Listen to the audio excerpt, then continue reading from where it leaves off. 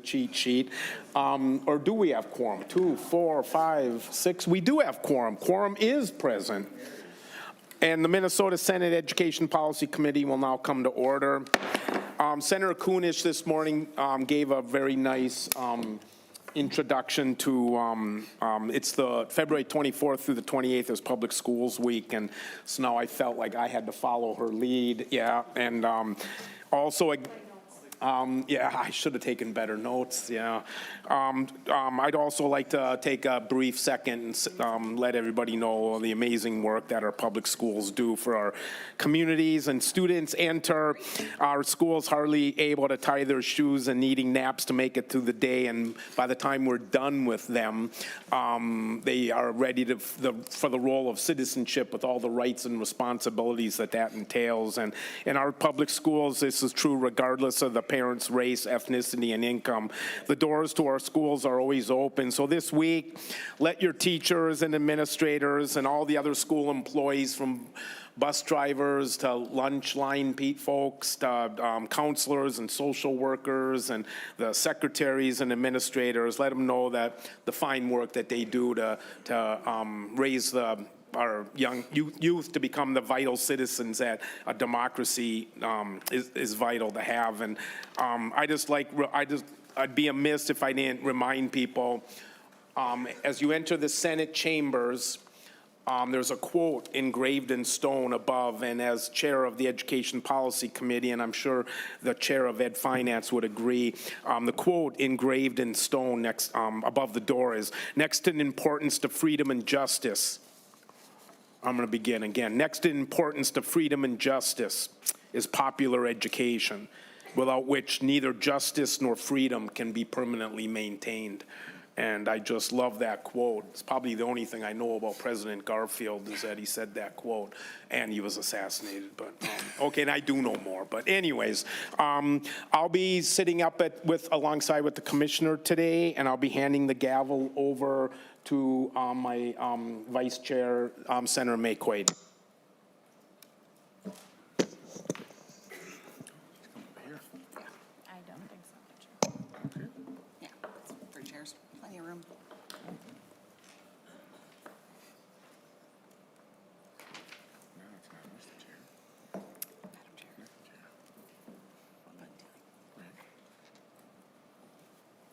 Commissioner Jett, Senator Cwodzinski, you may begin. Senator, did we want to adopt the author's amendment before the presentation? Do it now. Sure.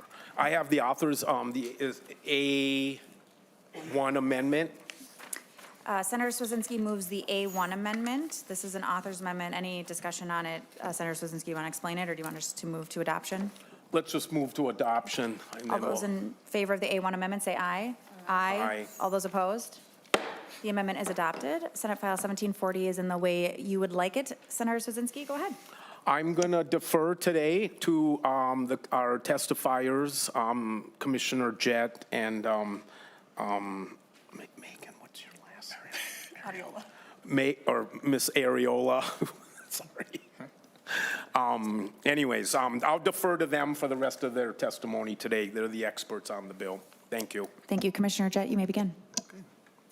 Good afternoon, Madam Chair and committee members. My name is Willie Jett, and I have the privilege of serving as the Commissioner of Education for the great state of Minnesota. I'm here today to offer brief remarks on the Governor's Education Policy Bill, SF 1740, before my colleague Megan Ariola provides a more detailed section-by-section overview. This bill serves a few purposes: ensuring statutory integrity, supporting our schools and students by reducing uncertainty where possible, and upholding our values as Minnesota's education agency. The laws passed in 2023 and 2024 biennium not only represented significant investments in education, but also introduced crucial policy updates. These changes reflect the passionate advocacy of our students and young Minnesotans and reinforce our shared commitment to quality education for all Minnesota students, regardless of identity, economic status, or where they reside within the state. This bill includes several technical updates shaped by feedback from the field. Some key examples include clarifying the charter school and tribal contract school students so that they may access the rigorous coursework available in Minnesota, adjusting state law to extend ABE program approvals to 6 years, ensuring these programs can access the same funding and support as in other states, and addressing statutory ambiguities to support the effective implementation of the READ Act. At the Department of Education, we embrace continuous improvement, that continuous improvement mindset. When we identify a need, we act. This philosophy guides our work and is an expectation we hold for our partners in education as well. Minnesota charter schools are public schools, and the Department of Education wants all of our public schools to succeed, including our charter schools. However, recent events in the charter school sector have raised concerns about students' access to stable, high-quality education. That's why this bill strengthens accountability, transparency, and early intervention measures for charter schools. These provisions ensure that when warning signs arise, we respond swiftly, aligning with our commitment to continuous improvement. Finally, as the governor's broader effort to prevent fraud and safeguard state funds, this bill includes amendments to the Department of Education's Office of Inspector General's statute. And we appreciate the legislature's partnership in ensuring our OIG has the necessary statutory tools to uphold program integrity and protect taxpayer dollars. And so I look forward to working with all of you to fulfill the responsibilities entrusted to us by Minnesotans. And with that now, I turn it over to Megan for a detailed walkthrough of the bill. Thank you, Madam Chair. Thank you, Commissioner Jett. Ms. Ariely, please begin whenever you're ready. Well, Madam Chair, Senator Abler. is the Commissioner going to stick around for a little bit to chat with us later after the presentation? Or? Yes. Commissioner Jett. Thank you. Madam Chair. Senator Abler, yes. Thank you. Ms. Ariely, you may begin. Thank you, Madam Chair. For the record, my name is Megan Ariola. I'm the Legislative Policy Manager for the Minnesota Department of Education. Starting every slideshow as we do every time we present the legislature, this bill is guided in by MDE's 10 Minnesota commitments to equity, and this impacts all of our work that we do. Article 1, Section 1, beginning on line 1.22, amends the academic standards statute to align the definitions to clarify that academic standards are not grade level specific. Academic standards are established for the K-12 education system in Minnesota. Benchmarks determine the grade level specificity. Article 1, Section 2, beginning on line 2.15. This change makes it clear that health education teachers who are already providing CTE, career and technical education, courses with a relevant focus on health are exempt from additional teaching rule requirements if they meet this statute's requirements for CTE teachers.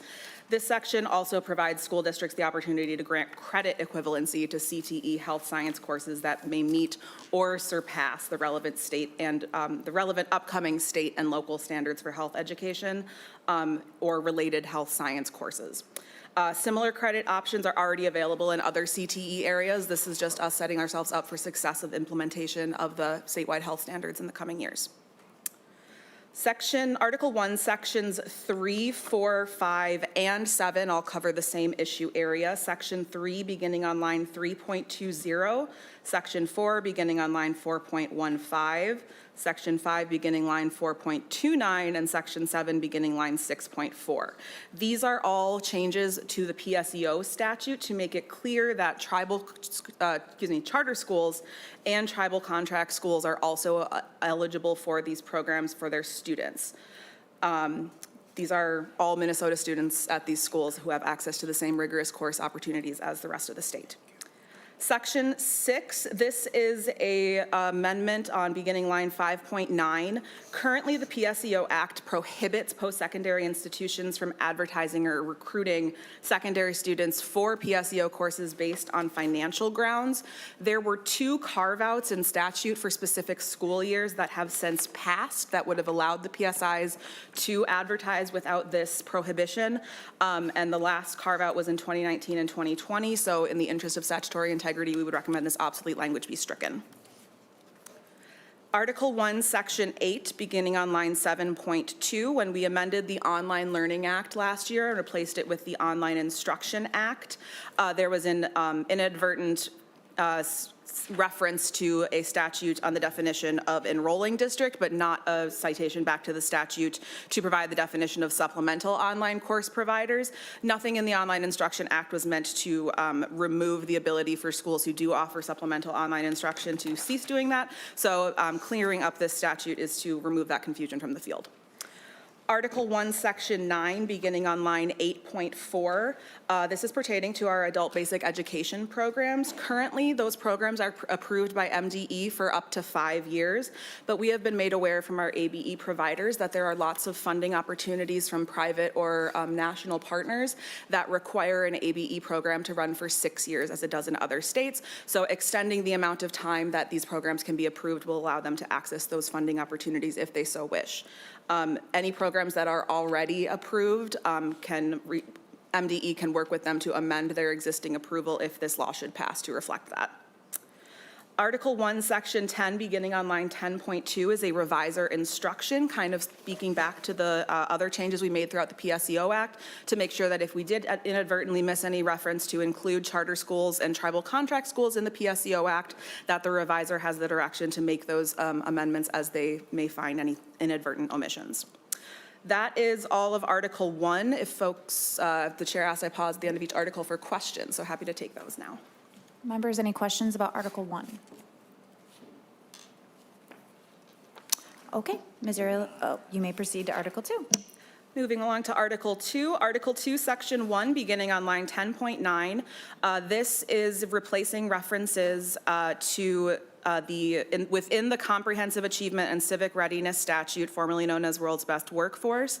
We received feedback from the field that the term school readiness may not be easily understood by all of Minnesota's citizens who may not come from traditional education emphasis backgrounds.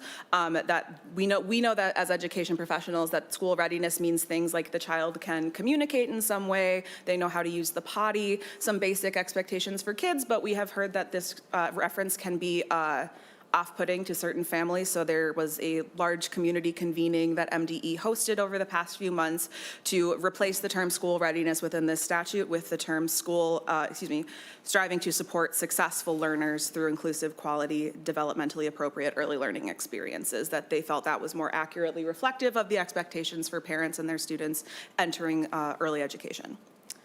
Article 2, Section 2, beginning line 11.8. This clarifies in statute that standards of measuring growth for the purpose of targeted language outcomes are the same standards to measure dual language immersion for all students, regardless of the specific student's English language learner status. Apparently, there was a bit of a confusion there about if a student was receiving English language services and also was enrolled in dual language programs, whether there needed to be two separate alignments there. Our feedback and our best guidance is no, that those standards of measuring any language growth should be consistent for all students. Article 2, Section 3, beginning on line 14.12, is clarifying and updating some definitions within the school student bullying statute. This addition of language elaborates on the definition of remedial responses. There is apparently a little bit of confusion about what parts of the responses to bullying can also be extended as remedial responses for both the actor and the victim of the bullying incident, and we have taken that feedback to just remove that lack of clarity that currently exists in statute. In the same section, based on similar feedback, we found that often the people that are available to be involved in issues surrounding student discipline for the sake of bullying and the Pupil Fair Dismissal Act, oftentimes that's not always the parent, and the parent isn't always able to come in for every single incident. We understand that what a family looks like in Minnesota is different no matter where you go, so replacing the term parent in this statute with persons with familial status is more accurate. I do just want to point out that we are making these changes within this statute only. We understand that there are certain areas where interventions with the student have to be done directly with the parent or legal guardian, but for the purposes of addressing bullying and discipline issues, this just allows for more of the family to be involved if that is the most appropriate response for the student. Article 2, Section 4 makes the amendment to replace parent with those individuals with familial status that I referenced in the last section as well. Article 2, Section 5, beginning on line 17.13, clarifies the state authority regarding our departmental procedures around responding to reported incidents of bullying. When MDE assesses these situations, what we do is more akin to assessment and evaluation rather than investigation. We've heard plenty of discussion around how much words matter when we are talking about things like investigating, assessing, evaluating, and our staff feel that, especially with the addition and the responsibilities of our OIG at MDE, the term assess and evaluate is more reflective of the work that they conduct. Investigations are pretty specific courses of procedure. Article 2, Section 6, beginning on line 18.15. This section was amended as part of the A1 amendment to remove some lack of clarity around whether the language in here was a new requirement or not. We heard as MDE that everyone wants to address student mental health, and a lot of educators feel like we don't know what that looks like. What does a fully supportive system look like? So adding this definition in statute says that if your school wants to address a comprehensive school mental health service response for your people, it can include things like this, and this is based on best practices across the state. This is only if a district wishes to set something like this up. We know that there are grants available not just in the education space that may have more specific requirements that, again, education professionals just may not be as familiar with if they're coming from a mental health service provider or something of that note. So this is something to point to in statute to help them determine whether what they have put in place is comprehensive under best practice. Article 2, Section 7, beginning on line 19.2, correcting the definition of suspension under the Pupil Fair Dismissal Act to make sure that this is aligned with other references in statute. So updating the definition section makes changes to the word suspension to make it clear that suspension does not apply to dismissals for less than one school day. Finally, Article 2, Section 8, beginning on line 19.9, is a one-year extension for implementation and then provides some clarifying language around the kindergarten entry assessment, which we have referred to and have been working with the definition as a kindergarten fall assessment. So this language in the bill was also updated with the A1 amendment to make sure that all references are to the kindergarten fall assessment and not inadvertently to the fall kindergarten assessment, just having some statutory integrity to make those language consistent. The amendment as well relocated an existing section of the bill purely by an organizational oversight. The section of the bill that is currently in Article 5, Section 1 is an amendment to statute relating to exclusion and expulsion hearings.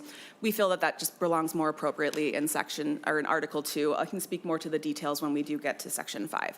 But that does conclude Article 2. If folks have any questions they would like to discuss on this article at this time. Thank you. Senator Abler? Well, thank you, and actually I did read this ahead of time, so how about that? Get a life. So just to review Section 6, you mentioned the comprehensive school mental health systems. So, you know, we discuss mental health in so many places. I'm remembering, I don't know if everybody had a chance to listen to David Law when he came down when the superintendents were here. It was probably one of the more succinct commentaries about how they're getting along. It's like, what does he want us to do? And so if you want us to do food, then, you know, score us on food. If you want us to do mental health, score us on that. You know, we're teaching, you know, what do we do? And so, I think that was really quite profound. And he actually was once a superintendent, Senator Cwodzinski, for another school district in the northern part of town. But anyway, so what's the point of putting this in? What does it accomplish besides, especially with the Maye, and there's no room for a requirement because there's no money, but what's the net effect going to be of this, and what's the term mean if they do set it up? Does it get them something? Can you just comment, please? Ms. Arriola? Thank you, Madam Chair. Thank you, Senator Abler. Yes, I think you kind of touched on the thing that brought this to our attention in the first place is we know that addressing mental health is a wraparound service. The whole student has to be supported. And so when districts are looking for ways to provide a comprehensive support system in their schools, they want to make sure that what they're doing is effective and evidence-based, and that, you know, they're not missing out on any opportunities because they hadn't considered one aspect of a system versus another. So we know that, you know, kids with full bellies, that is something that won't hold their mental health back for that day at the very least. So to make it clear that this is what a comprehensive system looks like if you are looking to build one within your system. This also provides a just citation back for the district so that if they are doing their own evaluation for alignment, they have something concrete in law that they can refer to and say, we meet this definition under this. Thank you, and Madam Chair. Senator Abler. And so is the term CSMHS a meaningful term relative to any other departments of Minnesota, like DHS or Department of Health? If they do this, is there they qualify for some funding, or they could make up a not CSMHS if they wanted to, and just do things however they wanted to address some minor elements of this? Am I making sense? Ms. Ariola. Thank you, Madam Chair. Yes, Senator Abler, you're making perfect sense. I wouldn't speak on behalf of my fellow state agencies, but I do know that this is mainly to address the fact that we know that districts can't be experts in everything, and if we can make something a little clearer that when you are talking about this, this is how we're referring back to it. I do know that the term comprehensive school mental health system is a national term that is used in a lot of different spaces, so I can't say with certainty whether it's explicit in other agencies, but I do know that this is based on national evidence-based practices and what, you know, has been shown to work in other areas. Thanks, Madam Chair. Senator Abler. So I see it as a guide, and it's just interesting to see how things line up, and we just hate to create more silos that don't make sense. But if it's, and then my other question, maybe for the commissioner, on section 3, we touch remedial responses about the discipline policies. We also have a few other sections where there's a few minor words there, and more comprehensively is, you know, just to the topic that this raises. What I didn't see here is some way to remedy the challenge about students needing more than 1 day of suspension, not expulsion, to get the student ready for reentry and to actually prepare in a better way for them. Is there any action by the department, and I'm sure that you or your staff has noticed the commentaries and quite concerned, frankly, never mind trying to suspend more people, but just try to help rescue the individuals who need the help. Is there action coming from you to talk about that this year? Commissioner Jett. Madam Chair, Senator Abler. And so thank you for the question, and that you're talking about the commentary. So I've attended AMSD, MREA, toured across the state of Minnesota, and this topic is not just brought up there, but if you're in sites. I've been in some buildings where this is a topic of conversation. And one of the things to make sure that we point out is it's not just the student that we're talking about the students within the classroom and the overall impact. So I'm just making sure we bring that to the table, and that's been a topic of conversation, not just at the Department of Education, but people, like you said, that commentary. Is there something in the works coming from the Department of Education? What I will say is we are working in tandem with school districts, with principals, with superintendents to make sure that we will be bringing something that we feel collectively and in collaboration will work, or that it's in the best interest of students. Senator Abler. Well, thank you. I appreciate hearing that. I know there was a draft running around, and I know I tried in this topic, but I won't have to repeat much, but this is a real gap, and it's actually harming the learning of both groups, the individual who's having a tough day or life, and then the others who are around. So thank you. I'm taking some reassurance from that, so thank you, Commissioner. Other member questions? Thank you. Good answer. Okay, next article. Thank you, Madam Chair. Starting in Article 3, charter schools. Article 3, Section 1, beginning on line 20.17, defines the competitive procurement process in charter schools, and it adds to the definition of market need and demand study to make it clear that these studies have to occur for all proposed expansions of grades, sites, and programs. This is just making clear when those markets need and demand studies are expected, because currently there's a little bit of confusion in the field about how often those need to be updated. Article 3, Section 2, beginning on line 21.24. Currently in statute, there is a citation to Chapter 120B to a specific subdivision around charter schools, and there was confusion from the field about whether just that specific subdivision of Chapter 120B applies to the charter schools or if all of Chapter 120B does. Our advice has always been that yes, all of Chapter 120B does apply to charter schools, but removing the sub-citation to the specific subdivision of the statute just eliminates that confusion in law as well. Article 3, Section 3, beginning on line 22.10. Currently, when two charter schools decide to merge, they alert the department that this merge is happening, and they provide the reporting on July 1st, which, as we all know, is the start of the fiscal year. So by the time MDE receives these reports from the merging charter schools, they've already started earmarking the funds and putting the work in place to start merging the charter schools. And so often any assistance or guidance that we may have to be providing, or we feel like they could benefit from some more clarity or guidance in the issue, is often being done in the middle of the merge at the time. We feel that pushing this reporting deadline back to June 1st, that extra month will give us enough time to be able to communicate with the merging charter schools with any flags we may see or with any advice that we may have on how to complete a successful charter school merger. This just gives us more opportunity to have a chance to review before action is taken. Article 3, Section 4, beginning on line 23.3. This builds on what we talked about in Section 1 of this chapter. This is an additional subparagraph making it clear that if charter schools are changing location, that is also a time when the market need and demand study has to be conducted and then submitted to the authorizer for approval. Article 3, Section 5, beginning on line 23.10, charter school board meetings must be audio and video recorded and published on the charter school's website within 30 days of the hearing. This section also was amended by the author's amendment. We received some feedback that school districts currently in law have to publish their meeting minutes for up to 365 days after the date of publication.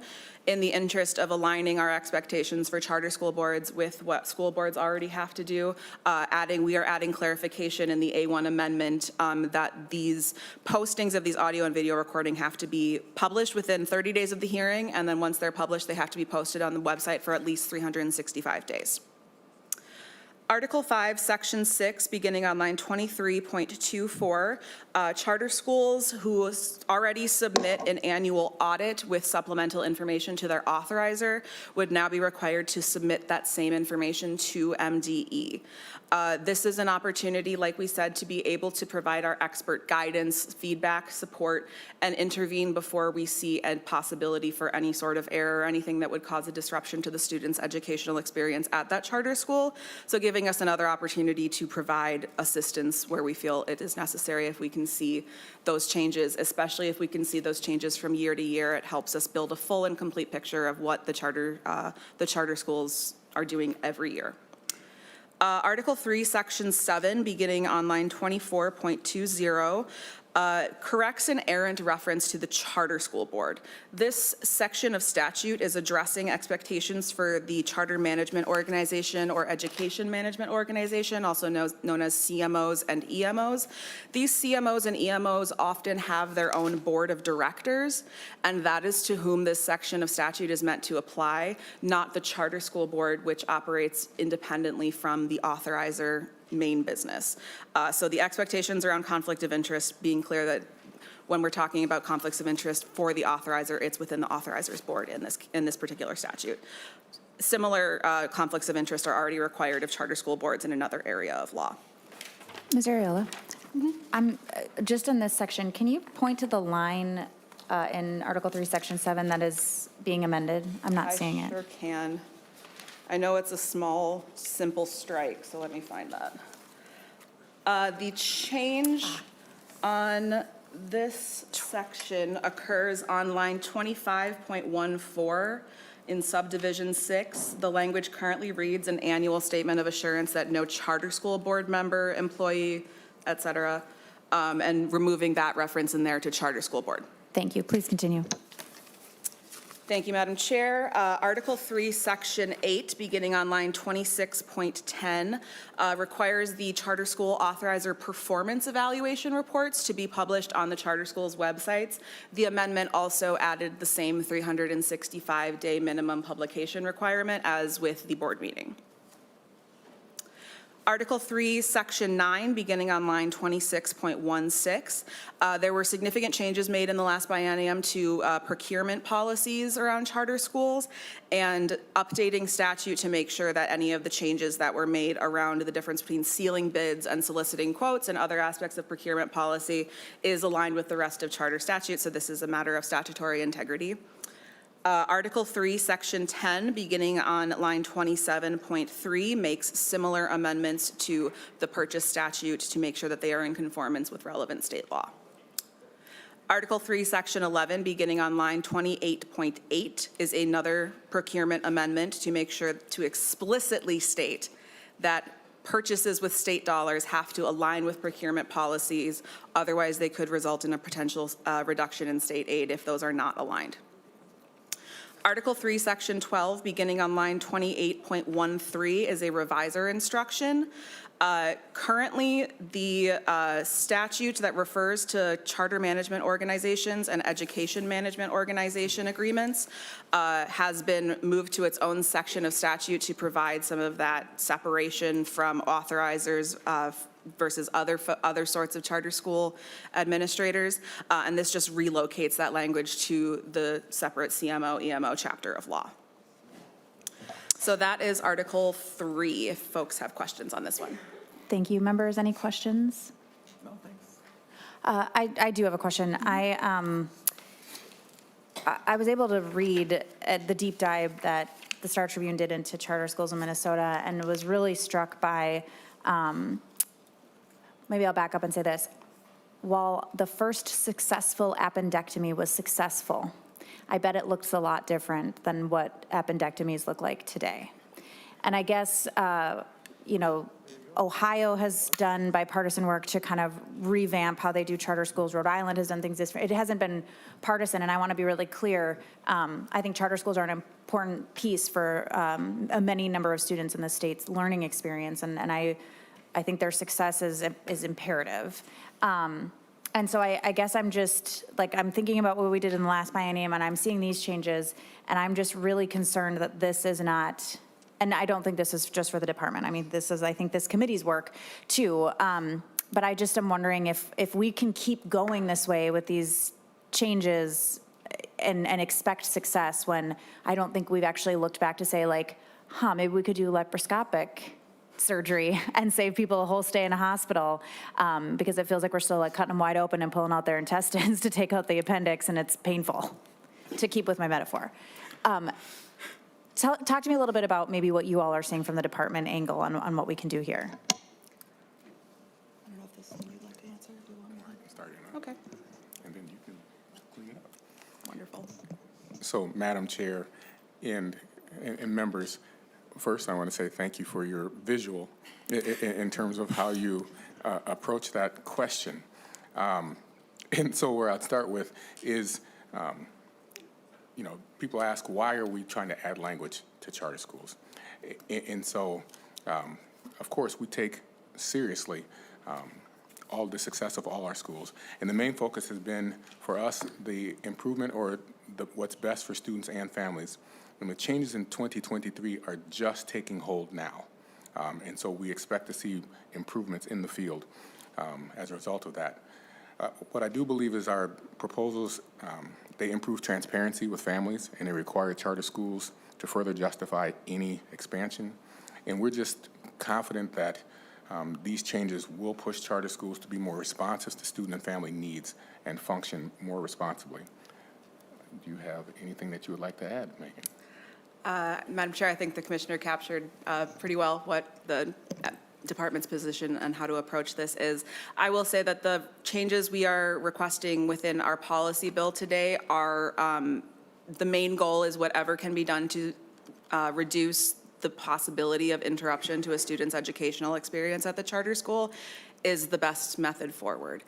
So we know that there's already a lot of information that the charter schools do provide their authorizer. Allowing that information to also flow to MDE without having to individually request it, we feel is a better opportunity for us to be able to track the movement and any changes. If there's questions we have the opportunity to clear that up or maybe provide some best practice. But we are looking at this as a we want to help you succeed method. And we know that this information exists. And I think the commissioner's point about transparency is always something, if we can hone in more focus, that's a conversation we're always happy to be involved in. I appreciate that, and I didn't mean to put you on the spot too. I'm maybe taking the power of the gavel a little too seriously and just talking about my own thing. But I do think for members of this committee, I think part of our work ahead should be to really dig into this. We have colleagues in other states on both sides of the aisle that have done this work that could lend a lot of expertise. There are authorizers that won't work in the state of Minnesota because of the way we have set up our structure, and there are things that we can look at. One that comes to my mind is we don't allow charter schools to own their own building, which actually increases the volatility. They're at the mercy of a landlord, and if they need to expand and they don't have a place to go, I mean, even a little change like that could be really revelatory. And I wasn't here when we set it up, but maybe there's a really good reason for not allowing charter schools to own their own buildings. But I think we need to go all the way back to the beginning and say, how can we make this system work for a 21st century education? And I think we have some work ahead of us there. Senator Abler. Well, thanks, Madam Chair. Maybe as a post-operative follow-up. So people may know that we founded one in 1994. We were the ninth one of the first one of the second year, and Ember Reichgott-Young was a champion of that, and I was just a civilian back then. And so there was no lease aid back then. I actually had to finance a building, and we charged as little rent as we could charge to pay the mortgage and mortgage our house to start it. So it's a whole different kind of time, and it's evolved to a place where it's almost regressing to the mean. And I think between the guidance of people that care about alternatives in public education that makes sense for students, choice in public education, it's been a really good choice. And for some individuals, it's been amazing. So I think as we keep our eye on that, it's useful. What I see them as, just to help you back to the statement of principle, they're meant to be laboratories in my mind, at least one of their duties, besides serving the students. But a laboratory, let's try this and see if this works, and then let's export that to the rest of the system as an option, and maybe even put in a law sometime if it's good enough. But I don't see a lot of that laboratory work, not that we're experimenting on students, but let's try this learning method, let's try that learning method, and see how it goes. And so with that, I would fully expect that charters, because of their hopeful site governance and flexibility, would have, in almost every case, have scores exceeding that of their population. Were they somewhere else where they're just, because they're supposed to be innovative and reaching ways. And so if they are falling way behind, I got a problem with that. And what is going on? And so we have, it used to be a group of people that were interested in education innovation and experimentation, and now they come looking for more money, and who doesn't need more money? But have we gone so far in our governance of them to take away their freedom to actually risk doing something different? That seems sensible to it's a majority of teachers on the board, so they're not just random human beings. They are trained, and there's a whole structure now with oversight, which maybe should be stronger if they're trying something interesting, where the overseer, where the authorizers do more than just complete and file reports as they check boxes. But there's a huge opportunity there, and I'm not sure if we've captured what could be from them, or even any at this point even expect that they're going to export their cool ideas to us. We all desire success for every student. And at a time post-COVID and so on, we're not really where we want to be. But I just wanted to add that plug in that I think that you want to set up a school? Oh, you want to run a school? How hard could that be? Well, let me tell you how hard it's going to be. We expect you to be successful and serve. And then these groups that are these buying, whatever you call a group that buys a building for somebody else or a private corporation. Well, when the buildings pay off, how come they still get keeping the money? You know, why is there rent? And those are questions I asked as a person who actually self-funded a school in the beginning to make the money go further. And so I would, as a founder of a charter school with one other family, I would actually press them to greater heights and to have expectations. So not punitive, but just expectations. And so people will achieve low expectations, or they'll maybe hit high ones if we shoot for it. So that's meant to encourage the department and challenge the charter operators that, as a former one, we cheer them on to greater success. So if that helps, I don't know, Commissioner. Commissioner Jett, would you like to respond? Madam Chair and Senator Abler and members. And so I listened to the innovation in the, I'm not going to say experiment, but just the innovation within a classroom. And as a former teacher, coach, assistant principal, principal, superintendent, and my title now, I think that's something that we all stress and I know we're talking specifically about charter, but I'm talking about just in a classroom within a school. That innovation, that ability to try different things. I think that's, so I'm agreeing with you. In terms of, that's of utmost importance within a classroom. You know, I'm sitting here with Chair Cwodzinski. You need to be able to switch up and try different things and see what's working, what's not, and not be penalized when something doesn't work. And I think that starts within a building, the teacher, the department, the leadership within that building to allow for that innovation. And yes, there are parameters to that, but I think that's one of the things in education, in our public setting or in our public system, where that's encouraged, at least the places that I've been in. And remember, I've been in more than just a few different districts, and some people will tease me about that because I've been in more than a few different districts. But I think that's one of the things that solid school systems, whether it's charter, whether it's Anoka Hennepin or David Law at Minnetonka now, I think that's something that our superintendents do a nice job of. And if when you go to professional development and you're at the Principals Association and things of that nature, people are striving to allow or they're encouraging that innovation. So I just want to say I agree with that piece, and I think that's something we need to talk about some more. Thank you, Commissioner. And Senator Abler, I think it's actually so far above what's happening in the schools. I think it's the system we set up to allow them to exist is maybe failing them a little bit, and we have some work to do to help them succeed. I think you mentioned that. Please continue, because the next article is the READ Act. Very excited. Thank you for that introduction, Madam Chair. The Article 4 is the READ Act. Article 4, Section 1 begins on line 28.22. This clarifies that when certified trained facilitators are discussed in this section, that they may be employed by a district or a Minnesota Service Cooperative. The amendment adjusted the language that we put in to make it clear that we're talking about Minnesota Service Cooperatives. Those are established networks, and we just didn't want any confusion to be around if we were talking about another cooperative. So Minnesota Service Cooperatives can employ a certified trained facilitator for the purposes of the READ Act as well. Article 4, Section 2, beginning on line 29.2, is a clarification to the definition of oral language. This is for the purpose of determining whether language instruction is inclusive of all expectations around best practice for literacy. And we know that oral language isn't just words, it also is expression and reception of the words. And those are varying across folks' languages. And so when we talk about oral language, that is also inclusive of expressive or receptive languages as well.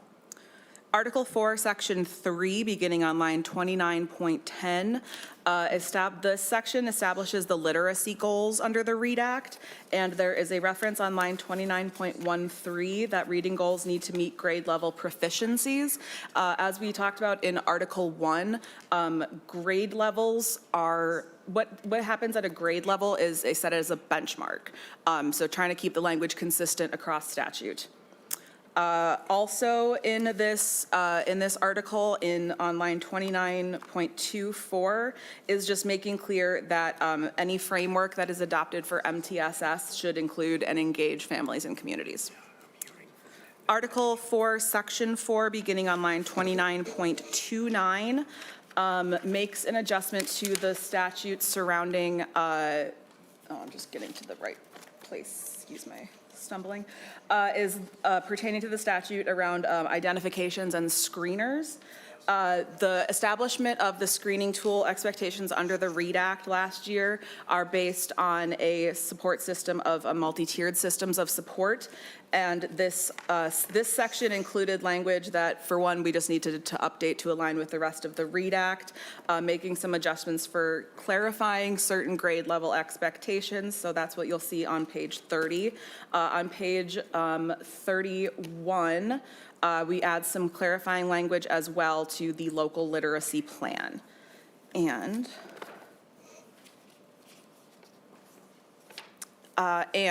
Article 4, Section 5 pertains to parent enrollment notification and involvement after a screener. The preceding language in this section under 120B12 subdivision 2A sets some pretty specific expectations around when these screeners must be given and administered for which kids in which times. The reference to providing the information in the grade level information, we feel that timely is duplicative here if we already have established when when the timeline is for these notifications. Article 4, Section 6 touches on the statute relating to interventions. We are amending this statute to reflect the alignment to the MTSS framework established in other areas of the READ Act. And I do apologize, I think I had left an errant reference on the last slide that was meant to go on this one, so we will get a corrected copy for the record, but I apologize for that error on my part. On Article 4, Section 6, because the standards established under the MTSS framework already prioritize personal student interventions and learning opportunities, we feel that the language included here that predated the READ Act around personal learning plans has caused some confusion in the field about what alignment needs to precede the other. So we feel that this just removes that confusion and emphasizes the importance of what we've established under the READ Act in recent years. Article 4, Section 7. This is another area where there's just one word being stricken, so I will point your attention to line 33.32. For the purposes of discussing when we're talking about staff development, the current language reads that the teacher's training should recognize various items, and it says that it includes oral academic language development. There's been some question about whether that includes written academic language development as well, and we just feel that striking that reference to oral makes it clear that these expectations are for all elements of teaching literacy. Article 4, Section 8, beginning on line 34.11. This adds clarity as well in line 34.30 to make it clear that curricula is evidence-based when districts are adopting it. That's the base level expectation there. Also reflects that we will be the movement and the changes in the discussion around the approved curricula and how we want to refer to that throughout statutes. So making clear that evidence-based is always is always important. Article 4, Section 9, beginning on line 36.12. There was this section of statute around approved screeners and who may use those screeners, making it clear that that the folks who are giving these screeners should be literacy specific folks. So the district staff, contractors, and volunteers, there were questions about how limiting that language might be. So external partners offering literacy supports in schools, again, just removes that question of, is this language limiting for my plan? Article 4, Section 10. This provides some alignment clarifications with the rest of the READ Act for the purposes of the professional development statute within there. So a few pieces around making it clear that kindergarten through grade 12 special education teachers who are responsible for literacy instruction are included here, as well as clarifying when oversight and monitoring from teachers is required and for whom. Article 4, Section 11 begins on line 37.26. This language change for here is on line 38.18. The current statutory language just doesn't make it clear, as we have heard feedback that doesn't make it clear enough that the approval for the intervention models is determined by the department and Carrie. The Article 4, Section 12, beginning on line 38.29, establishes a regular 5-year cycle of curriculum review beginning in 2030.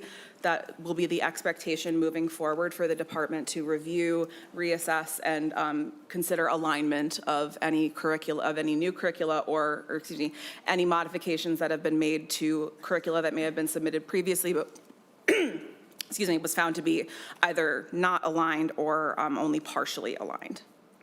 And I do apologize, I kind of forgot to keep up with the slideshow. So we are on Article 4, Section 13, beginning on line 39.12. This amends the Minnesota Reading Corps statute to align with the language of the READ Act, so making it clear that when Minnesota Reading Corps programs are or when the Minnesota Reading Corps provides literacy programs, that those also are expected to follow the same standards for anyone else who would be providing literacy programs under the READ Act.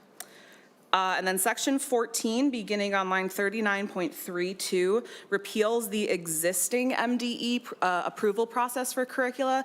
This process has already been completed, and the language are established expectations for regular review that we feel our language that we have inserted in Section 12 is just more comprehensive and more aligned with feedback that we've had from the field. So that is the article for the READ Act. I am happy to take any questions and also know that we have an expert at the gavel as well. Members, any questions? I don't have any questions. Senator Abler? All right, and I'm not an expert on the READ Act. Just have a question, and just a question and then a comment, and you can react to it. But line 32.4, where you have the 60% thing. The benchmark target, is that on 32.5? Is that like students who can read at grade level? Would that be an idea? Ms. Ariella? Yes, Senator Abler, because the benchmarks establish expectations for each grade level. All right. Senator Abler? So based upon that language, since we're not meeting that benchmark statewide, does that mean everybody has to sit through whatever it is you're offering them to have more, the whole group has to sit through that then? You said of less than 60%, and they all have to, the whole class has to sit through whatever this intervention is. Ms. Ariella? Yes, Senator Abler, that is what the language establishes here. Madam Senator Chair, Abler? why would you torture a person? That's probably the wrong word. Why would you offer the opportunity for a student who already reads well to have to enjoy other training so they can read just as well as they read now? Ms. Ariella?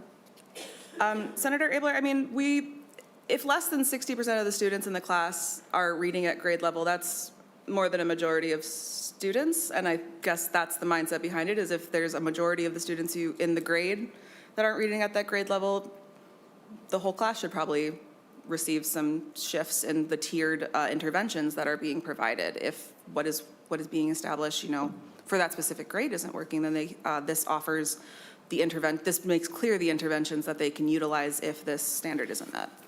Senator Abler? So current law is, there's no current law on this topic. If you have a class that's below 60%, they just do what they do at the local level the best they can. Is that the current law? Ms. Ariella?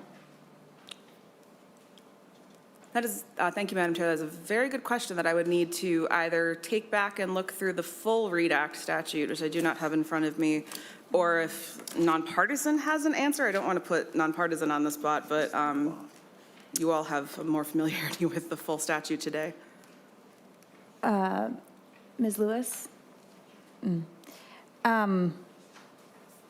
We can work on that later, right? So I'm just want to offer a comment about it. Senator Abler? So if I was a student who read well in a class of students who 61% didn't read well, it's going to be a waste of my day to sit and learn about Clifford and the Big Red Ball when I'm learning about Shakespeare or something, or some interesting novel that's a higher level one. I just think this creates a new duty for the schools to slow the whole process down. And these students that are otherwise excelling are now going to be stuck doing remedial work. And please think it through. I don't think it's what you mean. And further, if it is what you mean, I don't think you should mean it, because I think that these local school districts actually sit around thinking about this stuff too. And they have their own reading specialists. Actually, Anoka has less because we laid them off as administrative staff, but there's still a few laying around there that are helping students at their various level. In our charter school, what we did is we made reading and math core things. And so whatever you're reading, we made sure you could read. And so we started out at whatever level, and then you read, and there's somebody doing better. And so there was like 15 levels of reading that people were at, whatever you're at. So you need to go to the next one and the next one. And so we made sure you could read. On social studies, if you didn't get it done, well, we figure we'll get you that later. But reading and math, we made sure that they stayed on a path. And so however long they're there, at least they're continually improving. And I think reading and math are things like that. With all respect to the chair, I mean, historical facts are, you can learn about this and then, I didn't get that one, and maybe you can pick it up. It's not core, but just a thought for you. And I don't know that you mean to hamstring your districts and give them a duty. We haven't got enough teachers and reading specialists now. So I'll let you react to that, and then go ahead. I'll let Senator Kunesh, whatever. Ms. Ariola. Thank you, Madam Chair and Senator Abler. I know the Commissioner might have some thoughts to add, but I do want to just say, looking at the full language of the statute being discussed here, the statute in question is regarding to the screeners being used for grades K through 3, I believe.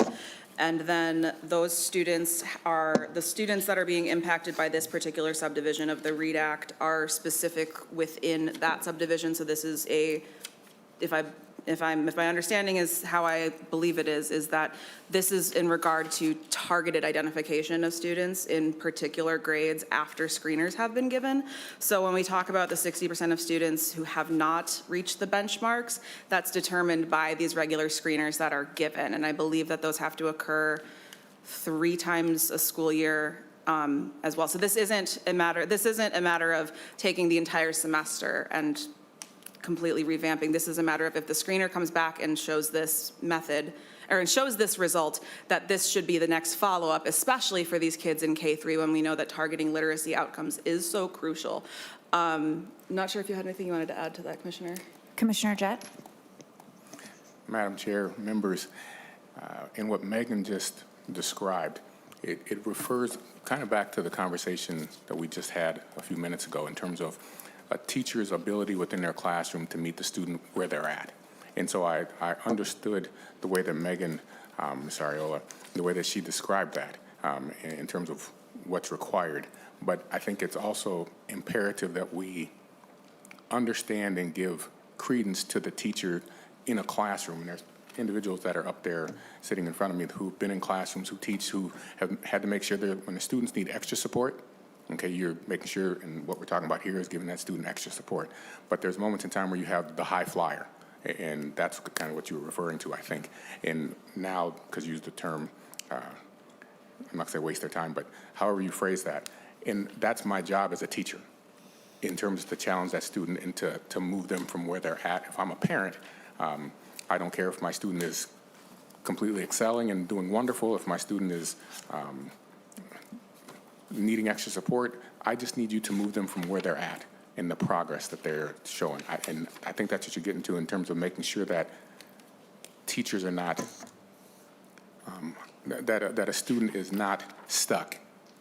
I think that's what you get into, and I think that's where the latitude within a classroom for a teacher becomes imperative, that they have the ability to meet that student where they are so that they can now succeed and move. I saw that Senator Kunesh was about to say something, so I'm sorry if I interrupted you, Senator Kunesh. Senator Kunesh. So I think it's important to understand what Tier 1, Tier 2, and Tier 3 interventions are in reading. And if you look them up, Tier 1 is designed to support all students in the classroom, addressing the needs of the general population, aligning with standards and essential skills. But examples of Tier 1 instruction is explicit teaching, so explaining new concepts, modeling, check-in and monitoring, so regularly assessing student understanding through questions and observation. You can use graphic organizers, guided practice, active learning strategies that incorporate actions like discussion, role-playing, simulations to engage students, positive reinforcement, which is so important. And then here is what I think is really important is differentiated assignments.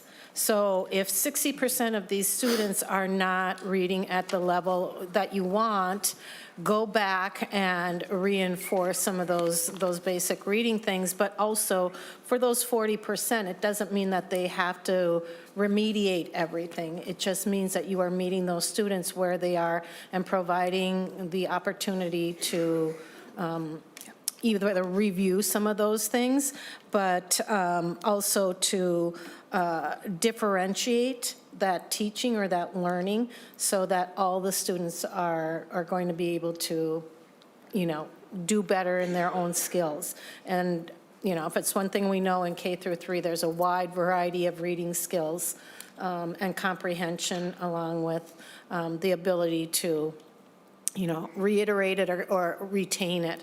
And so I think if I read this, when I read this, I was thinking that, those 60%, you have a whole class, 40% are reading at or above, 60 not. Go back and redo some of these things, but that doesn't mean that you have to remediate those 40%. You meet them where they are. Senator Abler. Well, thank you. And if you could do me a favor, I am not the reading expert, but I know it matters. And just talking about a lot of students are graduating from high school and they're taking developmental classes, which apparently are falling out of favor. So they're down to 6 months or just a one semester of people who can't read. And I don't know how you can get them reading in one semester. And so, systematically, we are not hitting it. And for the best efforts and well intentions of everybody, maybe the READ Act is the answer, like, oh, it's important, that's, but I just think we're being too bossy. Just to summarize, I think we're being too bossy. We're telling them they have to pick one of a handful of curriculum, and they might like a curricula, they might like some other one that doesn't have the same focus as another one. And so God bless you all for your work, but it's not working. And so there's some districts really successful at reading and some who maybe aren't. And here's a whole new section of rules that you're getting here. They've got to do this one, and have to be a certified screen person. And, the homeschoolers, just so you know, they take a curriculum like Reading Road to Reading, like our kids did. They learn phonics, it's phonics based, and a teacher, a person there who may or may not have had any college time in them is teaching their children to excel in reading. And so we're missing some of the simplicity, and not that it should be homeschooled, but some are fleeing because of this kind of stuff. Just be careful you don't make it worse. And so I don't know if you talk to the superintendents who come down and ask David Law, is this going to make it better or worse for you? Is this going to make it easier for your children, for your students to succeed? I have to think that Mr. Chair, I think if you saw some student falling behind in your class, you'd go like, why am I not reaching you? And I think we presume that teachers need the help of this to be able to succeed. And I just caution you, where we've been talking about this for a long time, and it's just, please be careful what you're creating by all the stuff you're putting on paper to make sure it's not worse. We added a bunch of jobs districts have to do in the last couple cycles and pay for, and all it's doing is taking away staff and making their jobs harder and lowering our outcomes. So I don't know this specific part, but could you please just take the people who know this stuff and talk to the people who are doing this stuff and make sure this really makes sense? Thank you. Senator Abler, I want to note, so we are in the middle of starting the READ Act. We passed it in 2023. We started getting teachers trained where we have that first kind of few cohorts that are going through. This is going to take 5 to 10 years to start seeing the kinds of results that we want to see. This is a massive undertaking on behalf of the state. It has taken every ounce of dedication, of time and effort from districts, the commissioner, MDE staff, to educators, to superintendents, to curriculum directors, to special ed departments. I mean, this is just really a massive undertaking. And so it's not that it's not working. If you talk to any teacher in K through 3 right now, they are so excited about what's happening in their classroom, but it is going to take time for us to stand up because it is a massive undertaking. And this is, you know, we were on a call yesterday with a colleague from that helped stand this up in Mississippi. This really isn't a partisan thing, but what we heard from them and from Mississippi was, if you're going to do this, you have to really invest, and it's going to be for time. And so this is based on best practices from how we know people learn how to read and how literacy is implemented. And to Senator Kunish's point, tier 1 intervention is just it's like the thing that you do with like kids aren't reading, okay, we're gonna start to intervene in this like more structured way. Tier 2 and tier 3 might be what you're imagining, where it's more intervention, it's more individualized, it's more one-on-one. But tier 1 is like, okay, I'm looking at my classroom, most of them cannot read at grade level or above, so we're gonna really implement this, like, I think of it as like a class-wide light touch is how you would think of it. And so this is the normal best practice. And so what you're seeing reflected here is all of this language just summarized into 2 sentences. So that's what you're seeing. I'm gonna go to Senator Wiesenberg and then I will come back to you. That's fine. Senator Wiesenberg. Thank you, Madam Chair. So I have a couple of questions, I guess. So one is that let's say we have 60% of the class that needs help in reading. Is there a reason we can't have the other 40% do another project? Well, that 60% is, you know, trying to get more proficient at this one thing, and then the other kids can go read something else. So that should be appropriate, right? Ms. Ariola.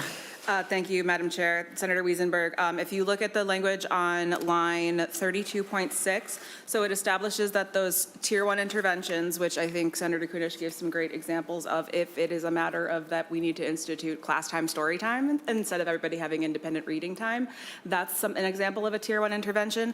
But it does say that students receiving tier 2 or tier 3 interventions, so those students that have been identified as needing a little bit more support, a little bit more targeted services, receive those in addition to the tier 1.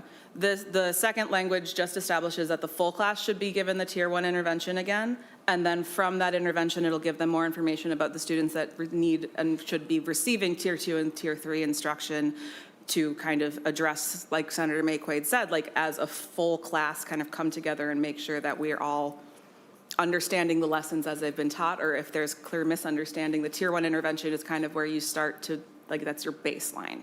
I hope that clarifies a little bit. Senator Wiesenberg.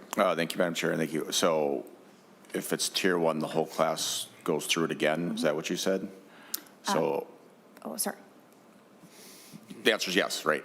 Okay, so I'm just using my example because I have children in school. Like my kids were reading, you know, at a 5th grade level in 1st and 2nd grade. Now, if you would tell me that we're going to have to, and I'm not saying, oh, my kids are great, whatever. I'm just saying I would, as a parent, be frustrated if my kid said, yeah, I came home from school and I read See Spot Run again, right?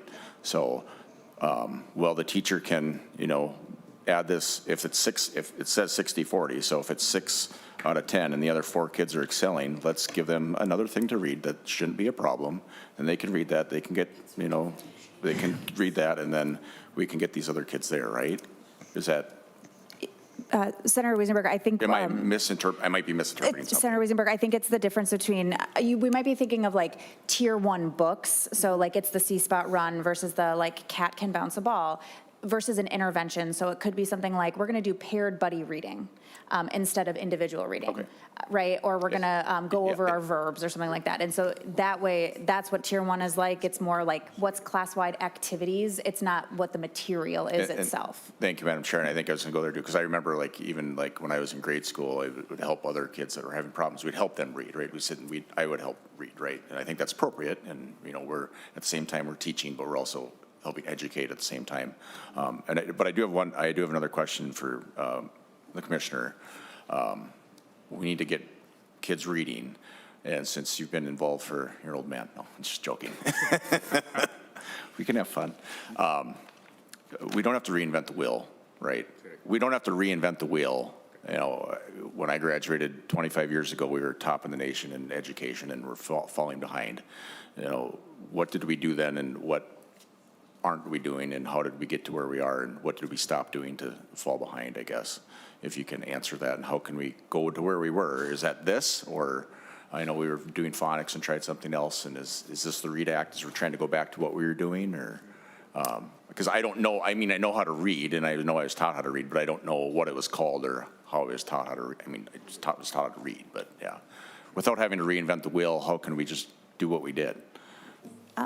Commissioner Jett, I'm happy to answer that question if it's helpful. Senator Riesenberg, it's a good question. There was this trend, this thing that started really taking off, probably if you and I are around the same age, I'm 38 years old, if you're around that same age, it was when we were in later high school, so after we'd learned how to read, and it was called balanced literacy, or the 3 cueing system, and it's kind of how we taught kids to guess how to read.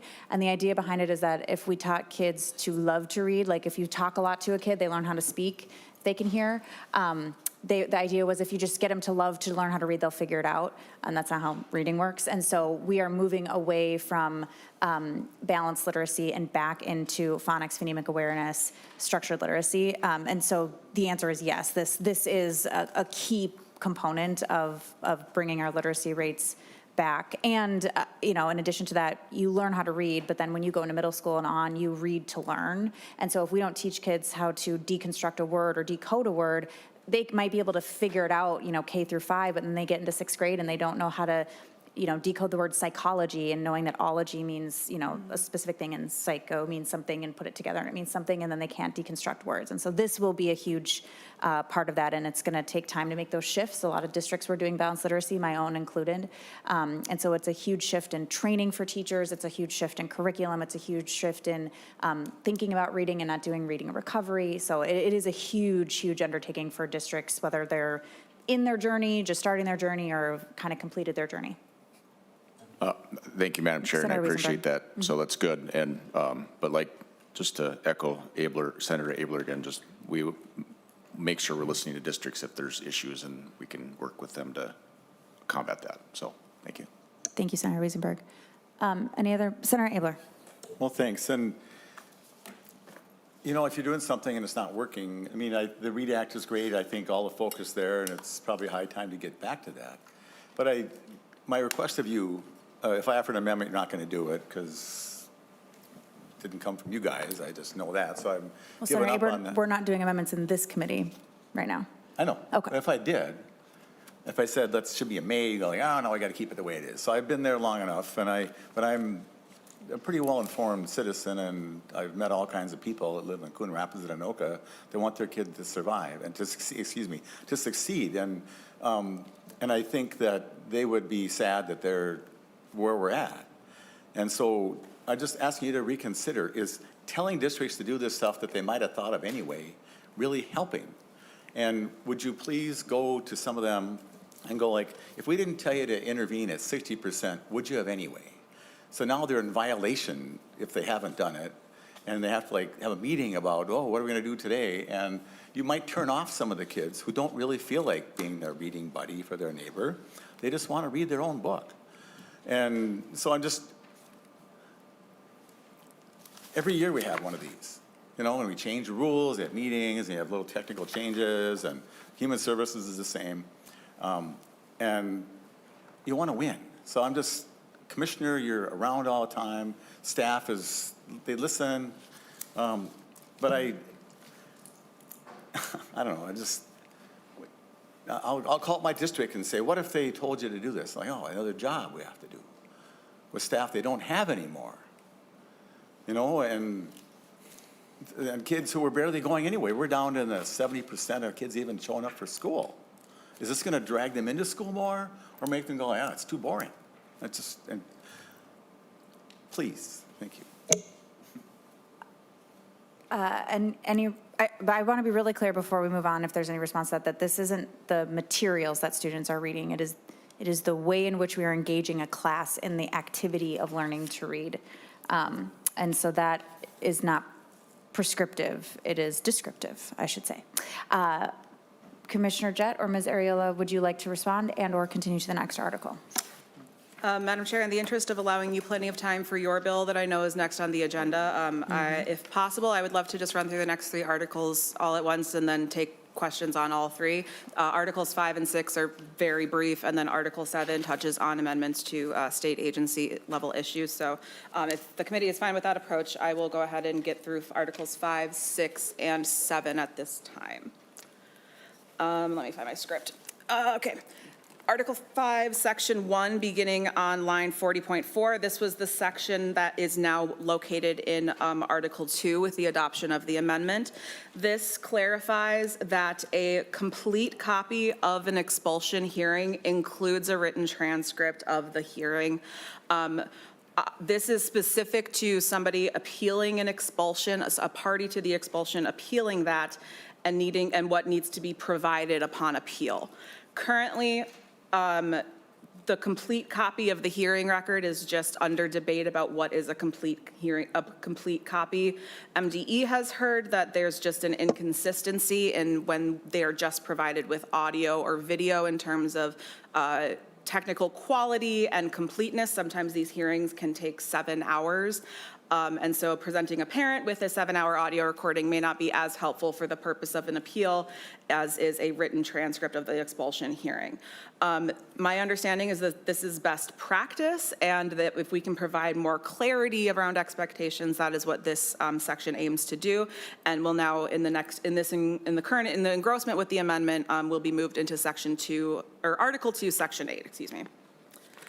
Article 5, Sections 2 and 3, Section 2 beginning on line 41.2, and then Section 3 beginning on line 41.16, clarifies that parental consent for initial provision of special education services upon identification that their child may be in need of special education services is not general consent to any special education services after any and all special education services, after an IEP has been signed and completed. I understand that this that's a little confusing in wording, but essentially what the problem is that we are finding is that when it comes to the issue of how often and at what points parental consent for provision of special education services needs to be given, there's a confusion about whether when a student is initially identified as maybe in need of special education services, often districts will respond quickly as they possibly can to get that child some more targeted support even before an IEP meeting is had. So that just might be getting the student with a population of other students with similar special education needs, or it's a matter of providing some alternative accommodations that they just do for special education students generally. The parents, upon identification of their student as in need, at that point provide consent for those services, but we have heard that there's some confusion about what happens after an IEP is given or is agreed upon and signed. So for example, if a student was receiving general special education services in a, say, sensory sensitive classroom, and their IEP determined that that wasn't necessarily the place that is going to benefit them in the most efficient way to meet their needs, that after the IEP is signed, that parent's consent for their student to be in that sensory classroom is not like still extended if that's not something that is appropriate under the IEP. So it's a matter of checking in and not assuming that just because somebody's okay with one thing at one point in time, that at a later time when there's been more specific case management, that same general consent applies.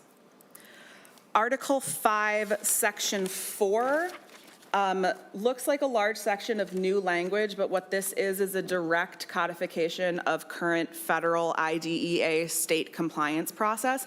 This is already the process to which districts have to be beholden right now. What we're doing is making sure that that process is also codified in state law. That concludes Article 5. Article 6 is having to do with school nutrition.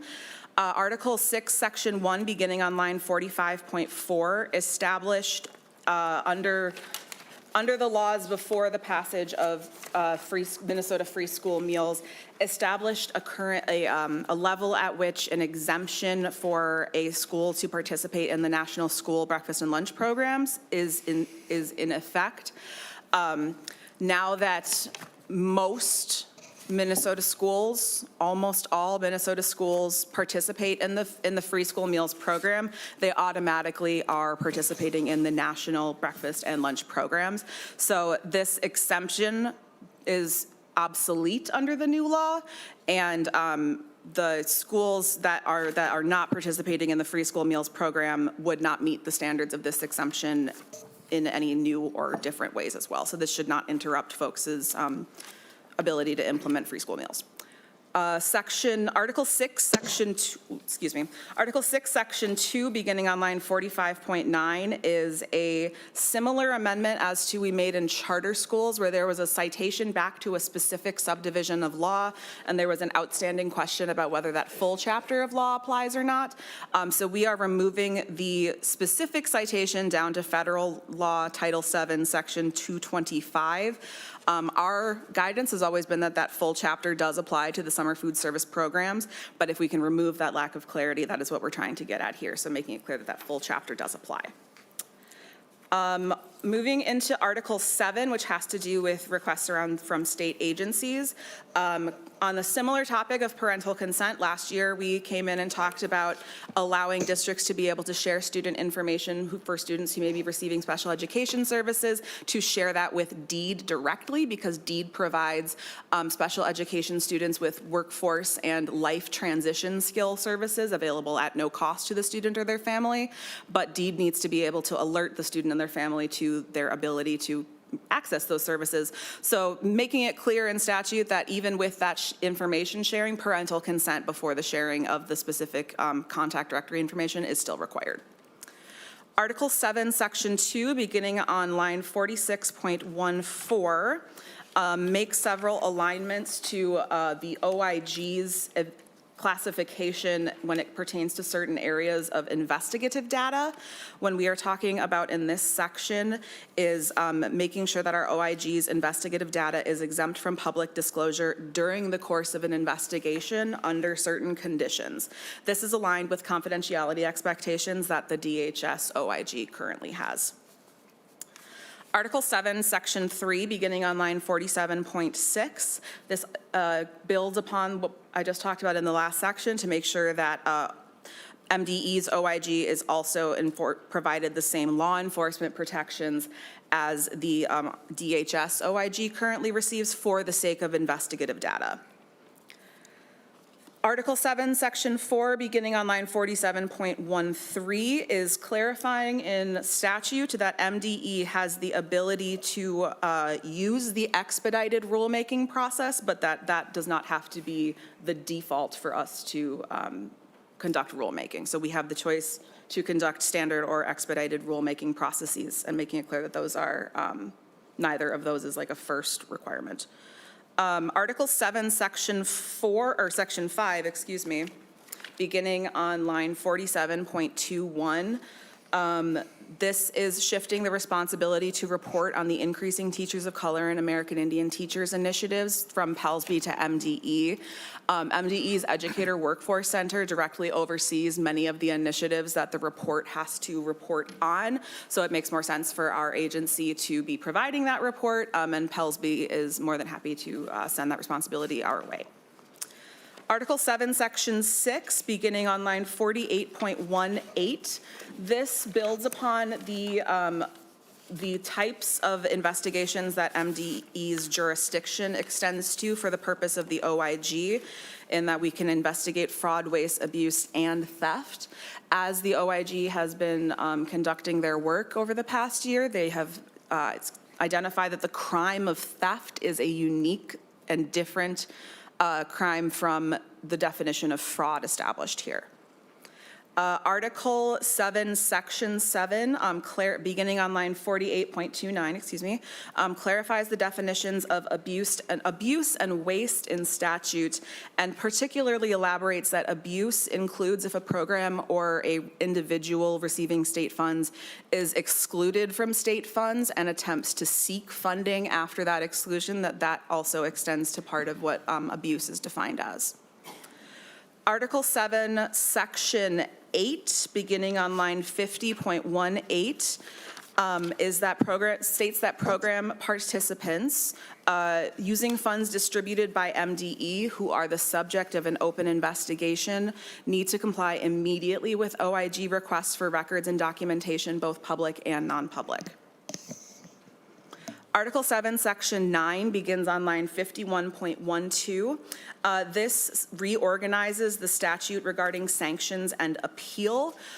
We have in a upcoming section that I apologize, I just don't have right in front of me. This proposal strikes language that is currently in statute and to be replaced by more expansive and detailed subdivisions regarding the rights around sanctions and appeals.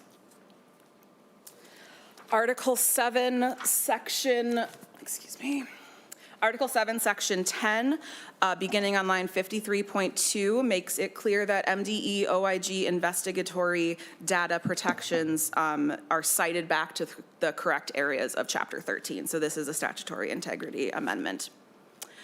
Article 7, Section 11 makes clear that MDE OIG investigations may not be and shall not be interfered or obstructed by state employees.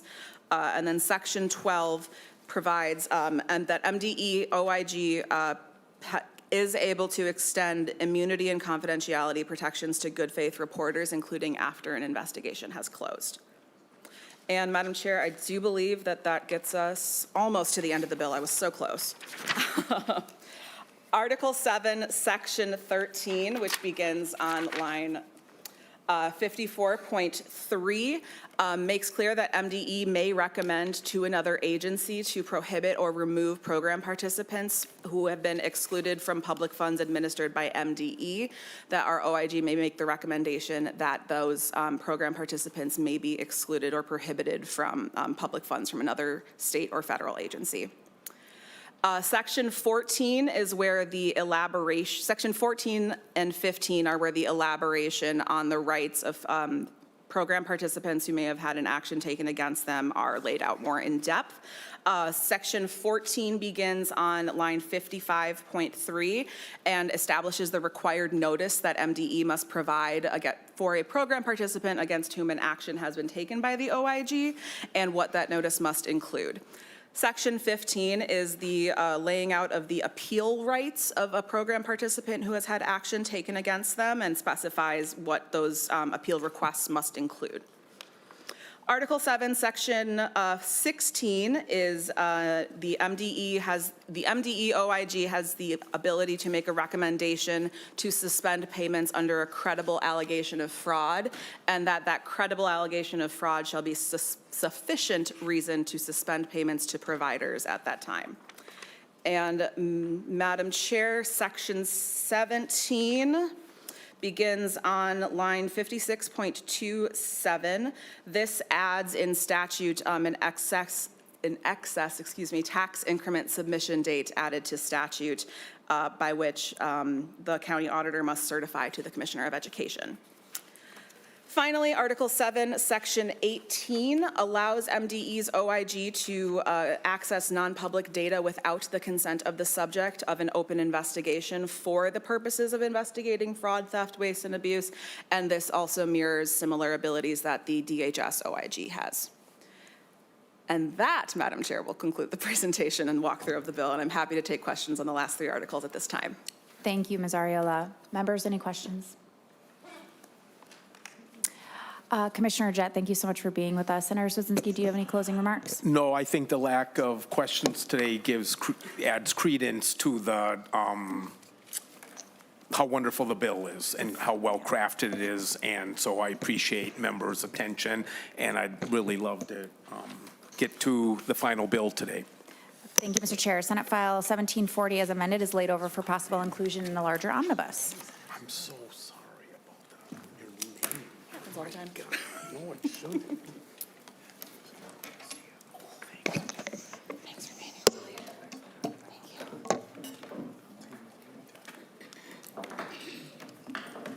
All right. Bring my pen. I did.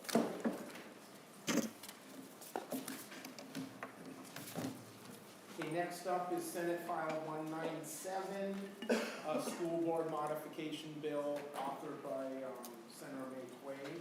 We do have, the bill will be laid over, and we do have 6 testifiers, so if, I know everybody's cognizant of the clock ticking, so the 6 testifiers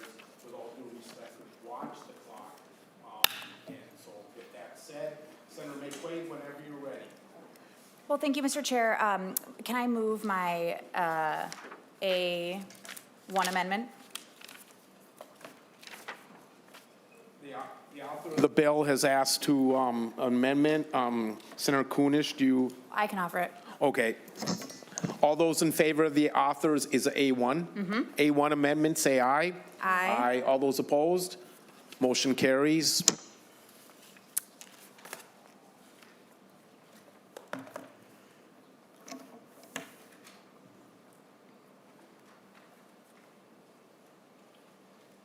Okay. Do you want me to start? Okay. Good afternoon, Mr. Chair, members of the committee. Before you is Senate File 197, which would allow student members on school boards across Minnesota. This bill will require elected members of school boards to establish a process to select 2 students enrolled in the district to be named to the school board. To be considered, students must both be a resident of the district and enrolled in the district's grade 9 through 12. The selection process must allow for enrolled 9 through 12 students to vote on the student member. And then with the A1 amendment, student members, once elected by their peers, will attend school board meetings, introduce items for inclusion on the board agenda, and participate in public discussions. In this committee and in my role on the Human Services Committee, we often talk about how individuals are experts on their own lived experiences and the needs of their communities. Students' experience provides a valuable perspective on the issues they face in the school environment and will be invaluable to the school board decision-making process. Students can and should be involved in the discussions and decisions that directly affect them. And these decisions are mostly made on our school boards. So please support this legislation and help bring student voices to our school boards and empower student engagement in the policymaking process. Thank you. Thank you, Senator. We have a series of testifiers. It looks like most of them are virtual. So we'll begin with Brady Sternberg and followed by Taylor O'Shea and Daniel Song.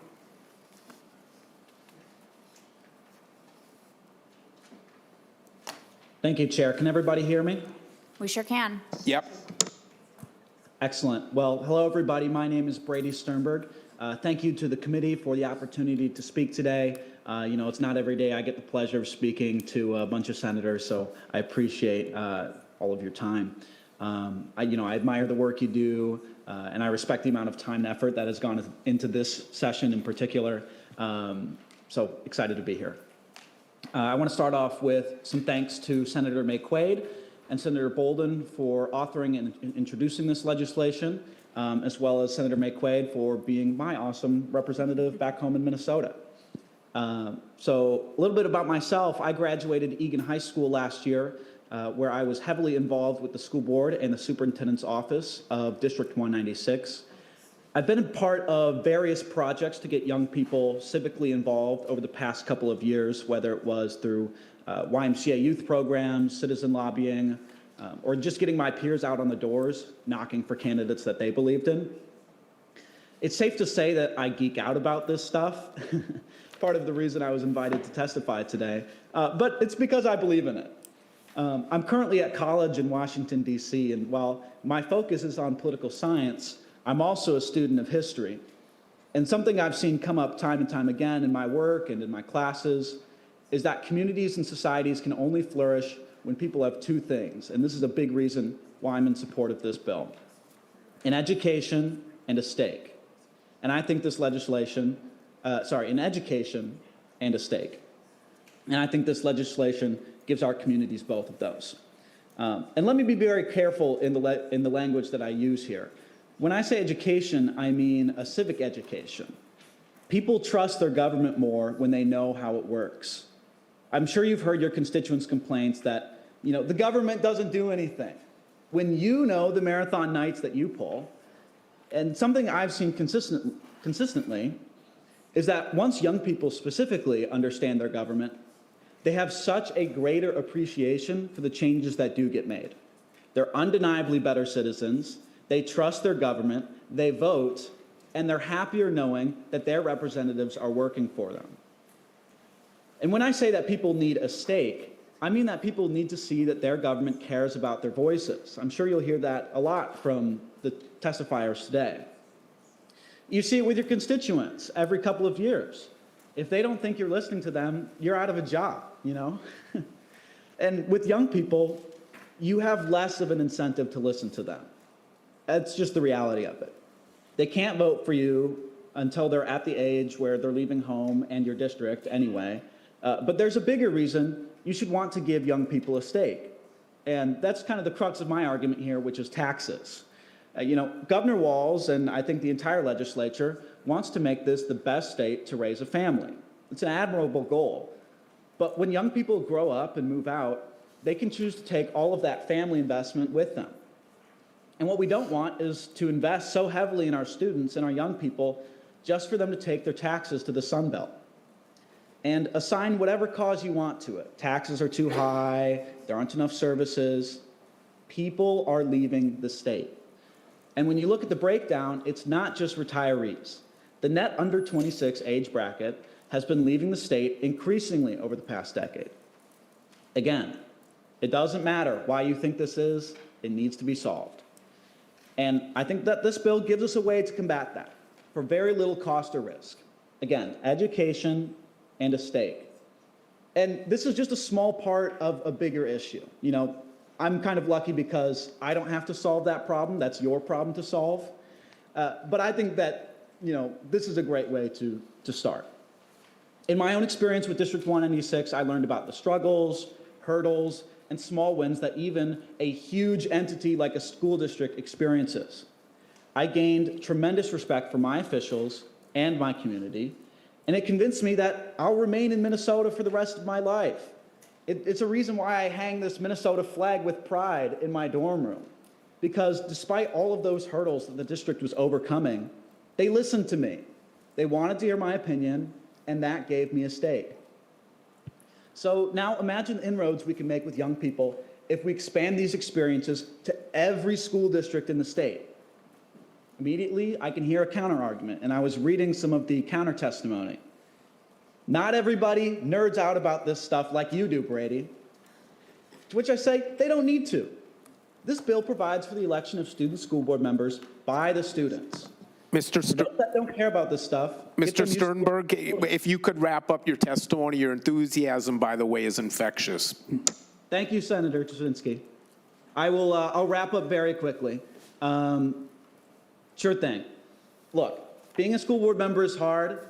That's why they have mandatory training for school board members. I'm in big support of this bill. Education and a stake. One final line. Year after year, Minnesota reports extreme happiness and satisfaction in this state. And I think that's in large part due to the robust civic culture that past leaders have cultivated. Let's keep that going. Let's get young people involved. I yield my time to the chair. Thank you. Next up are the two members from the Minnesota Youth Council. Virtual. Hello, Chair Cwodzinski and members of the Education Policy Committee. My name is Taylor, a member of the Minnesota Youth Council, a 36-member council of young people representing the 8 congressional districts in Minnesota. Empowered with the crucial task of amplifying the voices of youth across Minnesota, we approach our duties with full commitment and sincerity. Thank you for the opportunity to provide this testimony. Once again, my name is Taylor O'Shea. I am a senior at Deer River High School, and I currently serve on the Minnesota Youth Council representing Congressional District 8, and am a member of the Uplifting Youth Voices Committee. As a member of an organization that promotes youth voice above all, I have seen firsthand how much impact youth voice can make. Including youth in Subdivision 1B of Senate File 197 is a huge step towards student-centered learning. Too often, decisions about a student's education are made without student knowledge or input. Not only does this bill require students on school boards, but gives those students voting power. This will empower youth to engage in school policy. I've been engaged in my school board by sitting in on meetings and have been fortunate enough to create relationships with my school board members. This experience has given me a sense of leadership and agency. This bill will dissolve the divide between students and administration, allowing for clear communication and broader student engagement.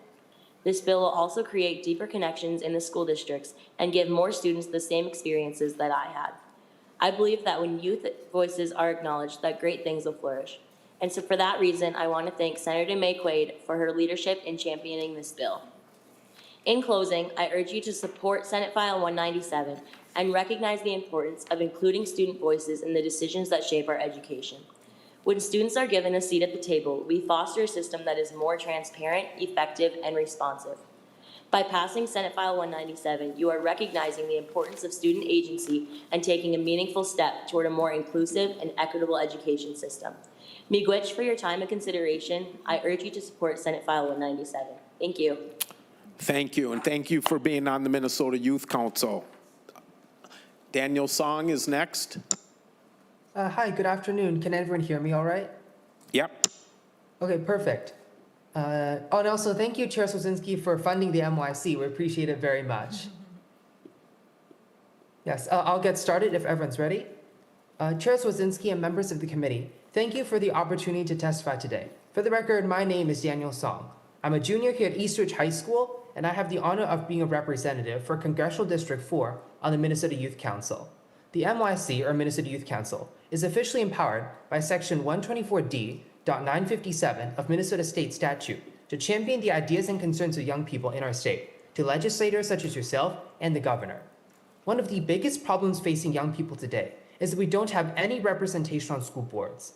Indeed, like Senator Maye Quade mentioned, school boards are incredibly powerful in shaping public education for young Minnesotans like myself, particularly by deciding district policy around curriculum, grading, discipline, cell phones, etc. Unfortunately, for the 821,260 students in the 331 school districts in Minnesota, we have no voice in district policies, no say in approving ballot referendums deciding if we can even afford new textbooks and critical technology for our classrooms, and no way to ensure accountability on the school boards that intimately impact every aspect of our educational experience. Thankfully, Senate File 197 addresses this gap in representation by establishing a process in which 2 high school students in every district will serve on the school board. And so, I want to thank Senator Maye Quade for championing and carrying this legislation. By giving young people voting power on the board, we will finally have the ability to impact board policies in the most meaningful and significant way with our vote. In fact, including young people on school boards will enrich discussions and lead to new ideas in solving problems, because we're the ones who go to school every day and personally experience any problems or issues facing schools or public education. That would give us an ability to advise and lead new perspectives compared to the adults on school boards who don't attend school every day. Personally, I've served on my city's planning commission, where I got the privilege to work with my administration and the engineering team to shape the plans for our high school's expansion and ensure that student parking access would not be negatively impacted in any way. This bill would expand opportunities like the ones I had to so many more young people across the state and ensure that every diverse voice and perspective is heard. Ultimately, it's one thing to want the input, insider involvement of young people, but another to actually empower us with substantive and meaningful representation at the decision-making table. Behind every statistic is a story. For the 800,000 young people in Minnesota, please give us a chance to write our own stories. I urge you to support Senate File 197. Thank you so much for your time today. Thank you, and thank you for being on the Youth Council. Next up, just put the glasses on. Cade Kuznia, virtual, then followed by Terry Morrow.